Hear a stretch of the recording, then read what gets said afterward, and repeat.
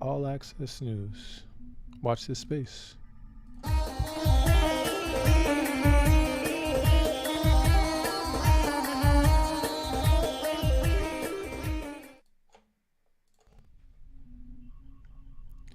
BRICS looks to bring in Iran and Saudi Arabia.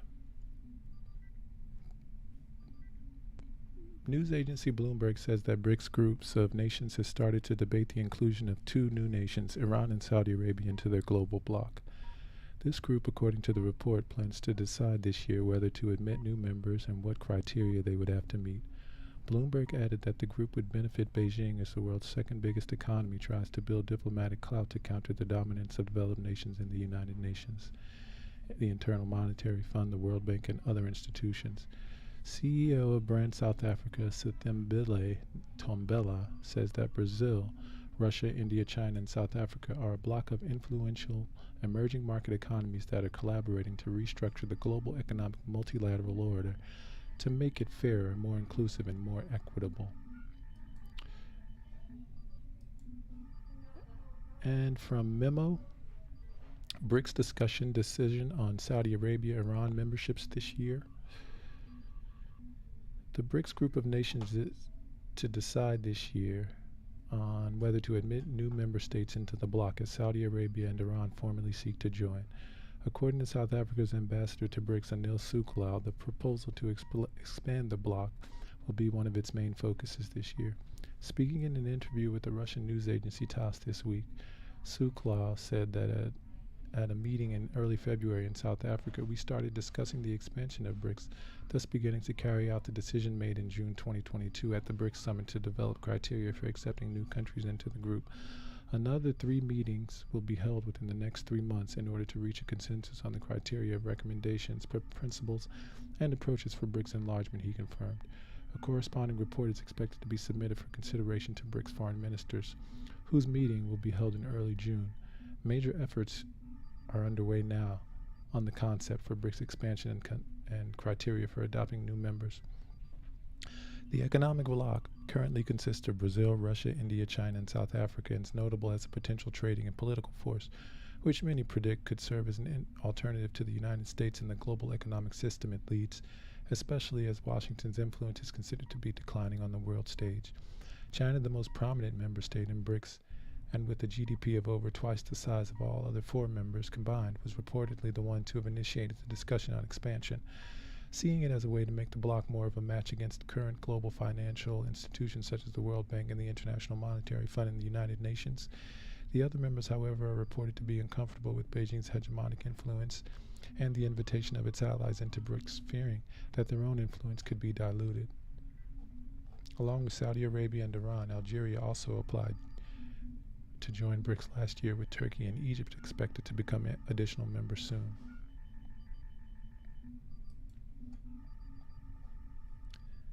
And from Tehran Times, BRI is a trans-economic plan for Iran.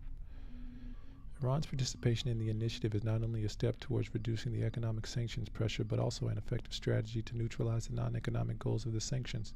In recent years, the U.S. wanted to ignore Iran's geopolitical advantages and oppose the passage of any corridor through Iran. Iran's participation in the BRI project can defeat the U.S. plot to exclude Iran from international routes. In an article in Arman and Meli, University professor Ali Bigdeli writes, "The visit of the Iranian president to China was just a political show-off, and it will not have economic outcomes. The reality is that we are not in good conditions economically. So it's not possible to continue such a situation. That economic discontent will increase in the country, and Iran's problems in the international arena will also increase. With a managed trip like Mr. Raisi's visit to China, which of course will now result in tangible economic results, Iran tries to solve its domestic problem and shows its importance to foreign powers.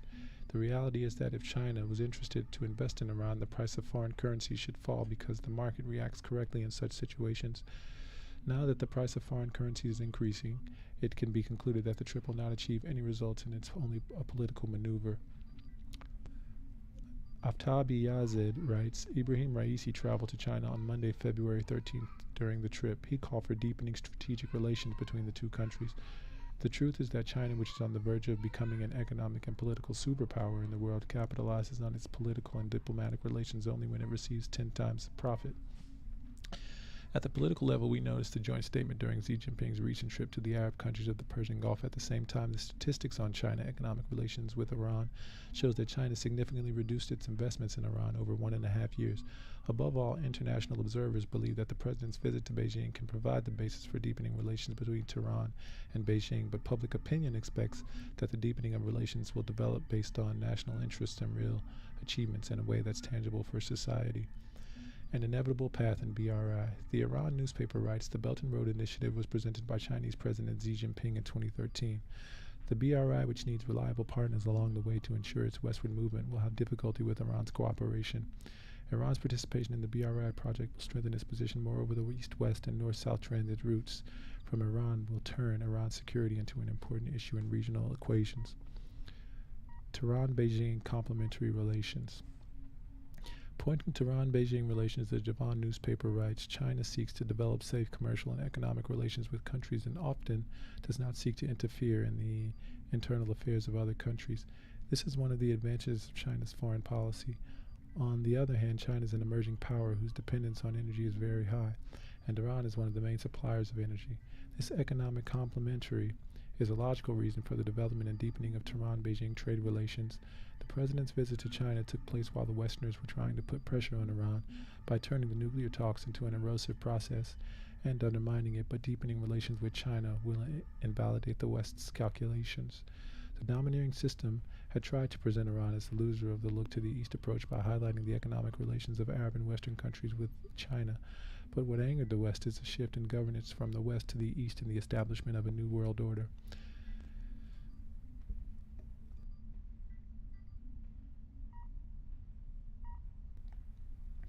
Big step of the 13th government to create more convergence. Abbas Maqtadi, the vice chairman of the National Security and Foreign Policy Committee of the Parliament, in an interview with Resalat said, the result of the meeting between the presidents of Iran and China will not be limited to the two countries and even the Asian region, rather it will influence the whole world. He added, now the shift of power, especially in the economic field, is moving fast from the west to the east, referring to Iran's membership in the Shanghai Organization and Tehran's all-out relations with Moscow and New Delhi. Muqtadi said, there's no doubt that the results of the cooperation are in favor of international peace and security. It seems that China's actions in inviting the Iranian president was to greenlight more cooperation.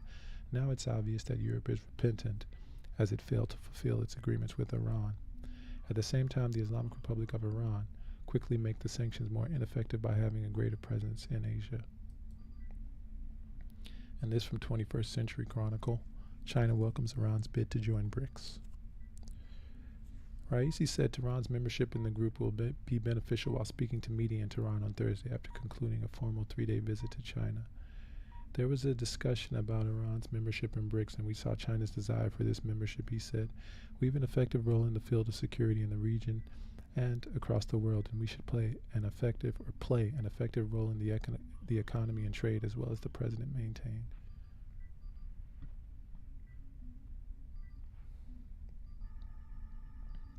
Raisi went on to say that Iran's good connections with China as a developing country that plays a major role in Asia can be very beneficial to Tehran at both the regional and global levels. Brazil, Russia, India, China, and South Africa compose the BRICS group. Their economies account for more than 40% of the global population and over a quarter of global GDP. Regarding his extremely useful and successful visit to China, the Iranian president expressed hope that Tehran and Beijing's relations in numerous domains, particularly trade and economics, would strengthen further. Raisi stated that the Tehran and Beijing are determined to strengthen cooperation in the domains of commerce, economy, energy, research, and technology, and that they've signed 20 treaties and the memorandums of understanding in this regard. He stated that the two nations' ministers had fruitful discussions in the energy industry, trade, and road and urban development sectors, and that they decided to expand bilateral relations in these areas based on technology transfer. Raisi stated in a meeting with his Chinese counterpart Xi Jinping in Beijing on Tuesday that Iran and China are friends in difficult times and that continuously improving relations between the two countries will contribute to regional and global security. The Iranian president emphasized the need of expanding Iran-China ties in many economic, trade, scientific, and cultural areas, as well as the implementation of a strategic 25-year agreement between the two nations, which he described as pivotal to regional peace and stability. Iran and China signed a milestone 25-year comprehensive strategic partnership pact in March of last year. defying U.S. unilateral sanctions against the two countries. The agreement formalizes the Sino-Iranian Comprehensive Strategic Partnership, which was unveiled during Chinese President Xi Jinping's visit to Tehran in 2016. It establishes the framework for cooperation in the political, cultural, security, defense, regional, and international spheres during the next 25 years. And from MENAFN.com, Iran's participation in Belt and Road Initiative seen as strategy to neutralize non-economic sanctions. Iran's participation in China's Belt and Road Initiative is not only an economic strategy to reduce the pressure of economic sanctions, but also a geopolitical one, according to an article in the Quds newspaper. The initiative has a transeconomic nature, meaning that it goes beyond just economics, and it has the potential to neutralize the non-economic goals of the sanctions. The U.S. has opposed the passage of any corridor through Iran in recent years, but Iran's participation in the BRI project can defeat this plot to exclude Iran from international routes. However, university professor Ali Bigdeli, writing in Arman and Meli, argues that the recent visit of the Iranian president to China was just a political show-off and will not have significant economic outcomes. The reality is that Iran is not in good economic conditions, and economic discontent will increase in the country, leading to further problems in the international arena. With a managed trip like President Raisi's visit to China, Iran hopes to solve its domestic problems and show its importance to foreign powers, although it may not result in tangible economic results. In conclusion, while Iran's participation in the BRA project can potentially help it overcome the economic pressure of sanctions and defeat the U.S. plots to exclude it from international routes, there is still much work to be done to improve Iran's economic conditions. A managed trip to China may provide some short-term conditions, but long-term solutions are needed to address Iran's economic discontent and the challenges it faces in the international arena. And this from the Cradle. Raisi and Beijing, Iran-China strategic plans go full throttle. Raisi's visit to Beijing, the first for an Iranian president in 20 years, represents Tehran's wholesale pivot to the east and China's recognition of Iran's centrality to BRI plans. The visit of Iranian President Ibrahim Raisi to Beijing and his face-to-face meeting with counterpart Xi Jinping is a groundbreaking affair in more ways than one. Raisi, the first Iranian president to officially visit China in 20 years, led an ultra-high-level political and economic delegation which included the new central bank governor and the ministers of economy, oil, foreign affairs, and trade. The fact that Raisi and Xi jointly supervised the signing of 20 bilateral cooperation agreements ranging from agriculture, trade, tourism, and environmental protection to health, disaster relief, culture, and sports is not even a major takeaway. This week's ceremonial sealing of the Iran-China Comprehensive Strategic Partnership marks a key evolution in the multipolarity sphere. Two sovereigns, both also linked by strategic partnerships with Russia, imprinting to their domestic audiences and also to their global south their vision of a more equitable, fair, and sustainable 21st century, which completely bypasses Western dictates. Beijing and Tehran first established a comprehensive strategic partnership when Xi visited Iran in 2016, only 1 year after the signing of the JCPOA, or Iranian nuclear deal. In 2021, Beijing and Tehran signed a 25-year cooperation deal which translated the comprehensive partnership into practical economic and cultural developments in several fields, especially energy, trade, and infrastructure. By then, not only Iran for decades, but also China were being targeted by unilateral U.S. sanctions. Iran has to modernize everything.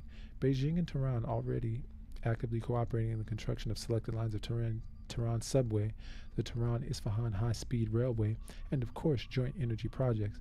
Chinese tech giant Huawei is said to help Tehran to build a framework for a 5G telecom network.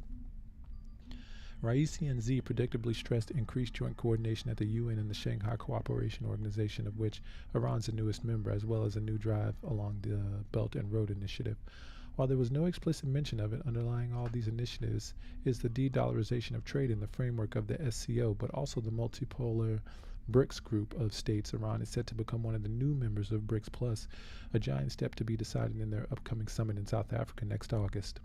There are estimates in Tehran that Iran-China annual trade may reach over $70 billion in the midterm, which will amount to triple the current figures. When it comes to infrastructure building, Iran is a key BRI partner. The geostrategy, of course, is hard to match at 2,250 kilometers coastline encompassing the Persian Gulf, Strait of Hormuz, Sea of Oman, and the Caspian Sea, and huge land borders with Iraq, Turkey, Armenia, Azerbaijan, Turkmenistan, Afghanistan, and Pakistan.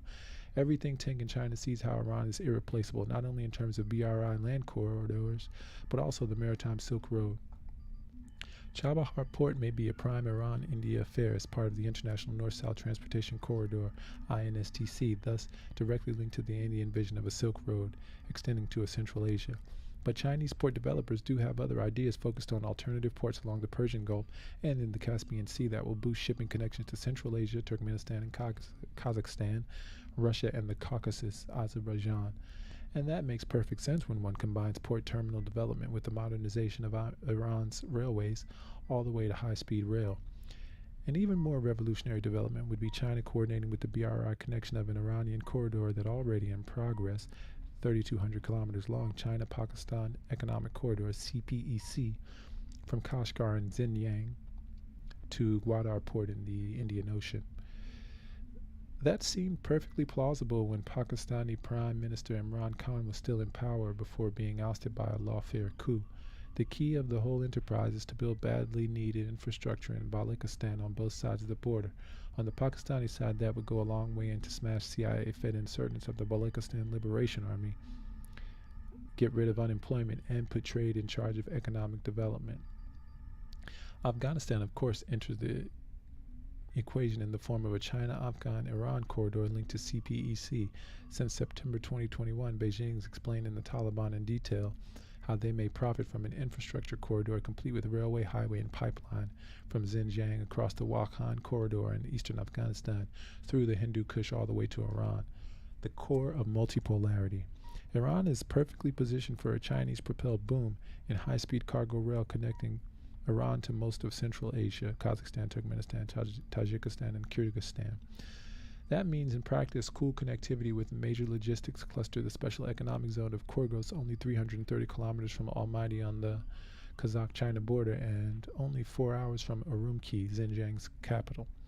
If China pulls that off, it'd be a sort of BRI holy grail interconnecting China and Iran via Kazakhstan, Turkmenistan, Afghanistan, and Pakistan, nothing less than several corridors in one. All that is about to happen as the Islamic Revolution in Iran celebrates its 44th year. What's already happening now geopolitically and fully recognized by China might be defined as the full rejection of an absurdity, the collective West treating Iran as a pariah, or at best a subjugated neo-colony. With the diverse strands of the resistance embedded in the Islamic Revolution fully consolidated, it looks like history is finally propelling Iran as one of the key poles of the most complex process at work in the 21st century Asia, or Eurasia integration. So 44 years after the Islamic Revolution, Iran enjoys strategic partnerships with three top BRICS, China, Russia, and India. Likely to become one of the first new members of BRICS Plus, Iran's the first West Asian state to become a full member of the SCO and is clinching a free trade agreement with the Eurasian Economic Union, the EAEU. Iran's a major strategic partner of both BRI, led by China, and the INSTC, alongside Russia and India. With the JCPOA all but dead and all Western promises lying in the dust, Tehran's consolidating its pivot back to the east at breakneck speed. What Raisi and Xi sealed in Beijing heralds Chinese preeminence all across West Asia, keenly perceived in Beijing as a natural consequence of recognizing and honoring Iran's regional centrality. Iran's look-east strategy could not be more compatible with BRI, as an array of BRI projects will accelerate Iran's economic development and consolidate its inescapable role when it comes to trade corridors and as an energy provider. During the 1980s, Tehran was ruled by a neither east nor west strategy, faithful to the tenets of the Islamic Revolution. That's now evolved pragmatically into look east.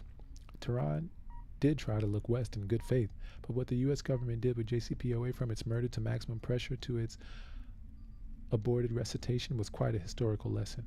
What Raisi and Xi have just demonstrated in Beijing is the sovereign way forward. The three leaders of Eurasia integration, China, Russia, and Iran, are fast on the way to consolidate the core of multipolarity.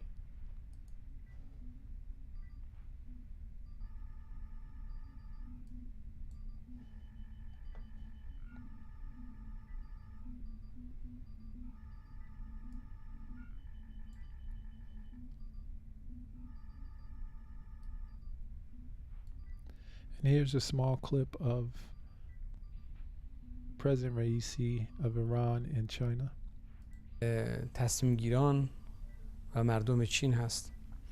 من دیداری که با آقای شی جین پینگ در سمرقند داشتم، در اون دیدار مباحث خیلی خوبی بین ما مطرح شد.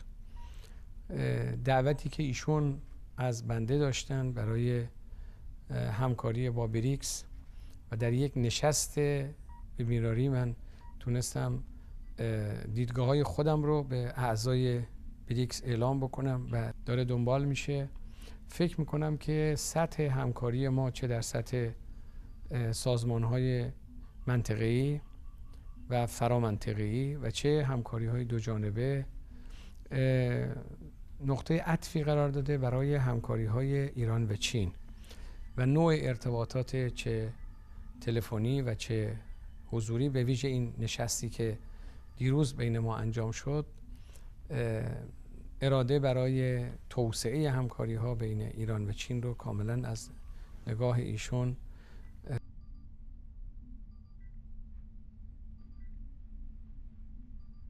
And remember, your engagement through a like, a share, subscribe will accelerate us at warp speed towards the continuation of our mission to truthfully go where no news will have been going before. We'll be back with more Al-Aqsa news.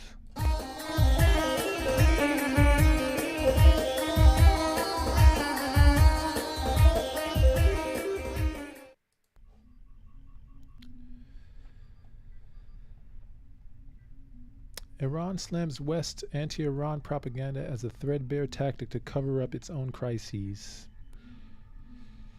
The Iranian foreign minister spokesman has slammed as futile the attempts by the U.S. and its three main European allies to launch a propaganda campaign against the Islamic Republic, saying the anti-Iran measure is a threadbare tactic employed to conceal their own challenges at home and abroad. Nasir Kanaani made the remark in a thread of tweets after U.S. Secretary of State Antony Blinken made unfounded claims over Iran's nuclear program and its non-cooperation with the International Atomic Energy Agency in a meeting with the foreign ministers of France, Germany, UK, and sidelines on the 2023 Munich Security Conference in the Bavarian capital. Blinken repeated baseless or alleged concerns over Iran's human rights abuses and Iran's human rights abuses and Iran-Russia deepening two-way military cooperation. Creating external crises and playing a blame game is a threadbare tactic used by the West and the Zionist apartheid regime to cover up their internal crisis amid recurrent waves of public protests and strikes, especially since they're also facing tough challenges in the international arena, Kanani tweeted. The media frenzy of the American regime and some European countries about Iran is a futile attempt in fomenting Iranophobia to justify their illegal and anti-human rights actions against the Iranian people, he added. This year's Munich Security Conference, which started on Friday, was convened while representatives of Russia and Iran were denied participation. Iran has sent a senior official to the conference since at least 2009, according to the event's official website, with the exception of the years 2011 and 12, when the country was sanctioned by the U.S. and European Union, and 2021 following the COVID pandemic. Iran was excluded due to what was claimed to be rights abuses during the recent protests after the death of a young woman of Kurdish descent in the capital, Tehran, and Russia for its military campaign in the neighboring Ukraine to demilitarize and denazify it. The riots broke out in Iran in mid-September after the death of the 22-year-old Iranian woman in police custody. Iran's intelligence community has said several countries, including the U.S. and the UK, have used their spy and propaganda apparatuses to provoke violent riots in the country. And open support for Palestine is main cause of Iranophobia. Ayatollah Khamenei says Islamic Republic will continue to back Palestinians whatever way possible. Ayatollah Khamenei made the remarks in a meeting with a number of Iranian officials and diplomats from Islamic nations on the occasion of Eid al-Mabath, the day when Prophet Muhammad was raised to his prophethood. On the occasion of Eid al-Mabath, Ayatollah Khamenei extended congratulations to the Iranian people, the Islamic Ummah, and all followers of the truth across the world. The leader outlined the benefits of this appointment and saw the bitha of the Holy Prophet as Allah's great and most priceless gifts and grace to humanity. The greatest treasure of the Bitha is monotheism and freedom from serving idols, since every conflict, crime, and act of evil that's ever existed in human history has its roots in worshiping idols. The leader said that the Islamic Ummah may find happiness in this world and the hereafter by using this enormous unending wealth of the Prophet's Bitha as cure for all maladies. Ayatollah Khamenei went on to say that the evil Zionist regime would not have been able to perpetuate or to perpetrate atrocities and crimes against the oppressed Palestinians in this way in front of the Islamic Ummah if Islamic nations had adhered to the Bitha's teachings. The Iranian people in the Islamic Republic will undoubtedly continue to carry out their obligations in this regard. Describing the treasures of the Bitha, he also cited verses from the Holy Quran and stresses the need of perseverance as the key to attaining any objective.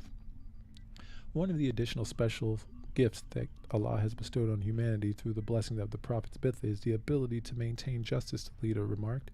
Ayatollah Khamenei reviewed the members of society's compassion, kindness, purity, and honesty as yet another priceless gift from the Bitha of Allah's last messenger. The Palestinian issue is regarded as one of the major flaws and wounds of the Islamic nation, according to Ayatollah Khamenei. In front of the Islamic world, the people and the nation have been subjected to unrelenting tyranny by a vile, terrible regime. Islamic nations are idly letting this happen despite their immense riches, power, and ability. More recently, several of these nations have accompanied this ruthless regime, Ayatollah Khamenei lamented.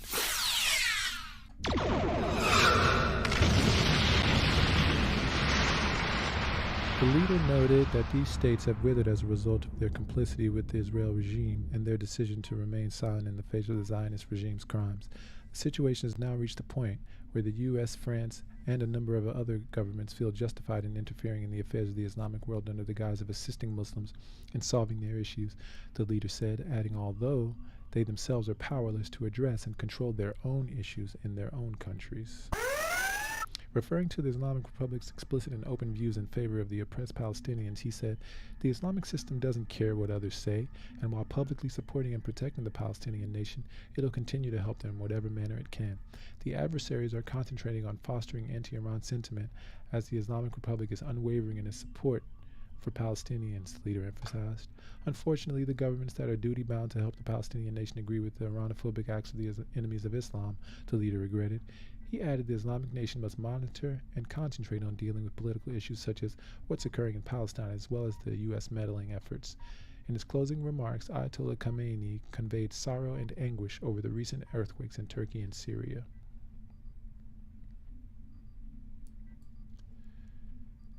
And from Tasneem, unfortunately, West fomenting Iranophobia to justify own illegal acts, says a spokesman. Spokesperson for the Iranian Foreign Ministry slammed the Western media fuss about Iran as a futile attempt to provoke Iranophobia and justify the U.S. and Europe's illegal and anti-human rights measures. The media furor of the U.S. regime in some European countries over Iran is a futile Iranophobic attempt aimed at justifying the illegal and anti-human rights actions against the Iranian people.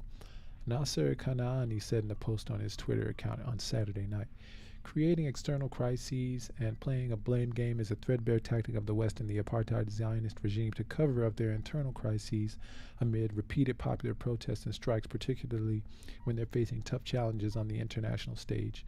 In remarks at a meeting with a group of Iranian officials and foreign ambassadors on Saturday, leader of the Islamic Revolution Ayatollah Sayyid Ali Khamenei underlined that the enemies are focused on fomenting Iranophobia due to the Islamic Republic's support for Palestine.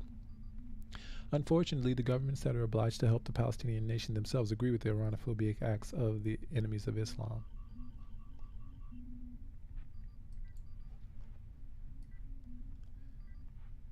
And from Al-Mayadeen, enemies spread Iranophobia due to pro-Palestine stance, Khamenei. Syed Khamenei criticizes Muslim countries for remaining silent in the face of Israeli atrocities against the Palestinian people. Commemorating Holy Prophet, peace be upon him, Al-Mab'ath occasion, Iranian leader Sayyid al-Khamenei underlined Iran's steadfast support for Palestine, denouncing Muslim state signs in the face of Israeli aggression against Palestinians.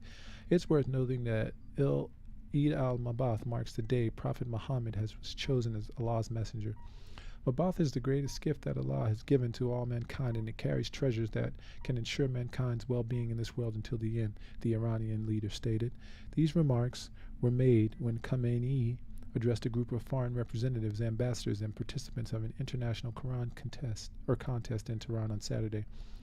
If the Islamic government had stood firm on the issue of Palestine from the first day and resisted, if the governments had stood firm, the situation in the West Asian region would certainly have been different, and the Islamic Ummah would have been stronger and more unified today.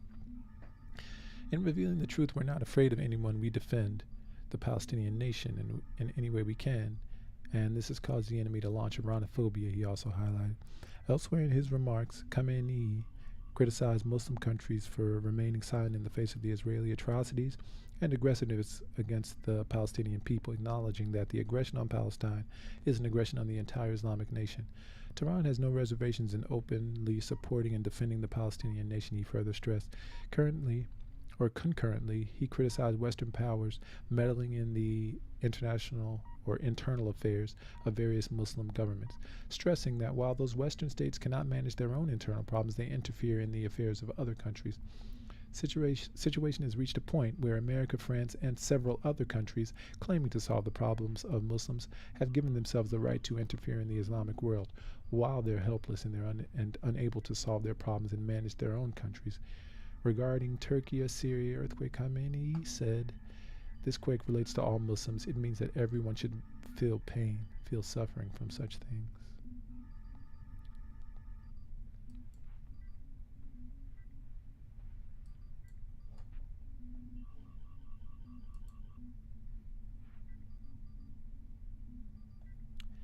And watch this space.